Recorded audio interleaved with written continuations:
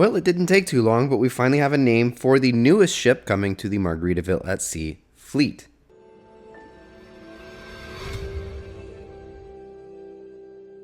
What's going on, everyone? My name is Brandon. If you like cruise news, cruise vlogs, and ship tours, make sure you hit that subscribe button down below and hit the notification bell to be notified every time we upload a new video. Anyways, right into today's video. So just a few months ago, we had the big announcement, of course, that the Costa Fortuna has been sold off to an undisclosed buyer. And then shortly after that, of course, we got the news then that Margaritaville at Sea was the buyer of this ship. She is a Destiny class ship, so she's about 102,000 tons, or about 100 to 102. So with her being a Destiny class, she will become the largest ship in the Margaritaville at Sea fleet, and of course the first one as well to reach over 100,000 tons. So a pretty significant jump in size, kind of like we had from Paradise to Islander, which Islander is doing very, very well for Margaritaville at Sea. Clearly, as we can see, because now they're ordering more and more ships. So very excited to see the success of Margaritaville at Sea. It seems like they had a slow start with Paradise, but now that they've got Islander, things have been picking up a lot. So I'm really, really excited to see how the ship that we're about to name here in a second will play out for Margaritaville. But with the name, speaking of, Margaritaville at Sea Beachcomber will be the name of this third ship for the Margaritaville at Sea fleet. And of course, we've got the render here up on screen, but I personally think this looks awesome. I think the ship looks fantastic like this. I like the incorporation of the yellows and oranges as well that we don't quite get on the Islander. And on that class of ship, usually there's the nameplate above the lifeboats, but you can see here that it says Margaritaville at Sea on that little nameplate. So I really, really like this design, all the colors, and just the way they are theming it, the whole paint, everything like that. I think it looks fantastic. What do you think down below in the comments? Let me know. Interesting name. I feel like they could have gone with a lot of different things, but Beachcomber is an interesting name. I guess it plays into the Margaritaville theming. So cool enough. I like it. Anyways, it didn't really mention a home port, though, for this brand new ship, but a lot of things are pointing towards the possibility of Galveston, but we'll have to see. Nothing's official yet. I've heard Mobile, I've heard several other places, but I feel like Galveston may make the most sense for them. So we'll definitely get more information, including, of course, that home port information down the line. Is, of course, they're probably going to drip feed us information, as you don't really want to release everything at once. You want to keep the hype going rather than announce everything at once and then just have nothing to talk about for the next year. So lots and lots of things are going to be announced over the span of the next probably year as we get closer and closer to the debut of the Margaritaville at Sea Beachcomber.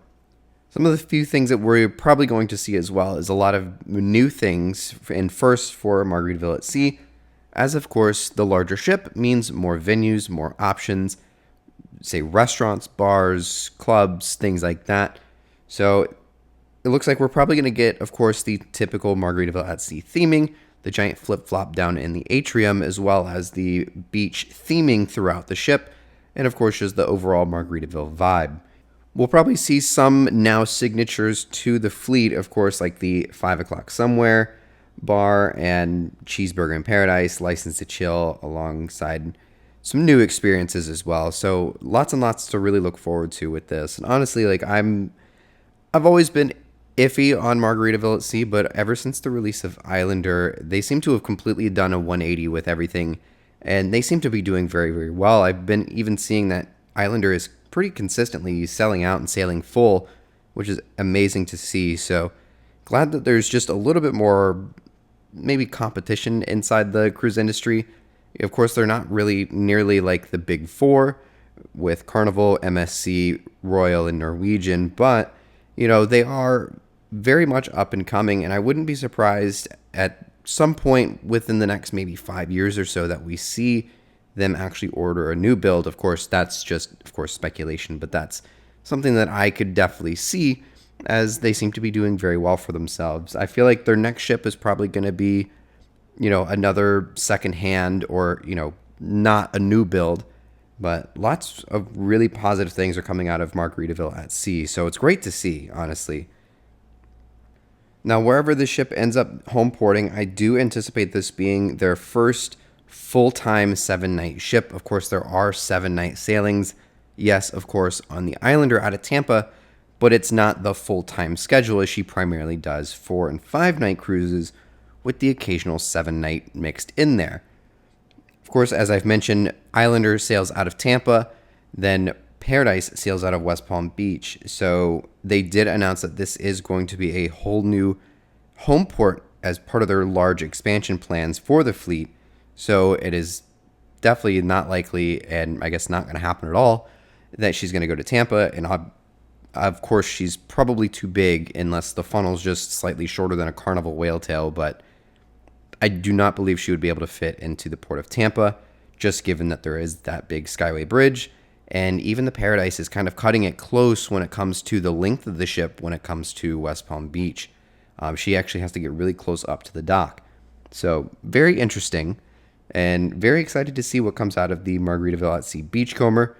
But going back to Beachcomber, of course, with the itineraries, I do think this would be a good ship if they were to do these 7-night full-time sailings. I think if they were to put it in a home port like Galveston, which again, things are suggesting like it, looking at port schedules and things like that. So it seems like Galveston is the most likely option, which in that case, I think would be the best scenario for them to have a full-time 7-night ship.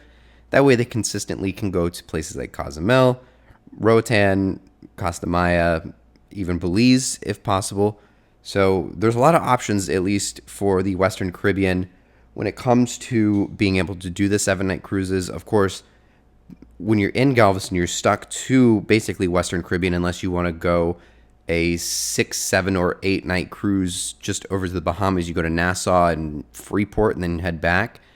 That is an option as well, so maybe we do see an itinerary like that.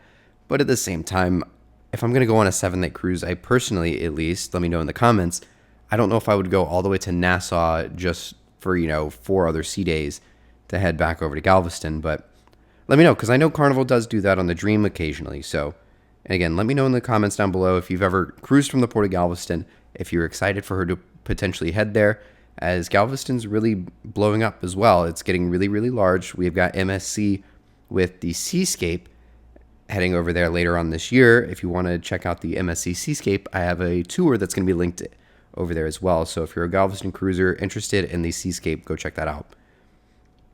But anyways, so yeah, a lot of really interesting things kind of developing here for not only Port of Galveston. Again, I'm assuming that's going to be what it is. Just looking at schedules, that seems to be the case. So interesting to see what kind of itineraries we see with this, where it's going to go, and all of that, and some of the new venues that they're going to offer. Because again, I think there are going to be offering lots of new experiences and new dining venues, new bars, new lounges, areas, and things all throughout the ship, just because it is significantly larger than even the Islander, and especially a lot larger than the Paradise. So let me know down in the comments below what your thoughts on the Margaritaville at Sea Beachcomber are. Where do you think it's going to be home ported? Do you agree with Galveston, or do you think it's going to go somewhere like Mobile? That was also rumored as well. And what are some itineraries you'd like to see, and what are some features and places and themes you'd like to see throughout this ship? Anyways, thank you guys all so much for watching. Again, my name is Brandon. If you like cruise news, cruise vlogs, and ship tours, make sure you hit that subscribe button down below and hit the notification bell to be notified every time we upload a new video. Again, thank you for watching. I want to see you next time.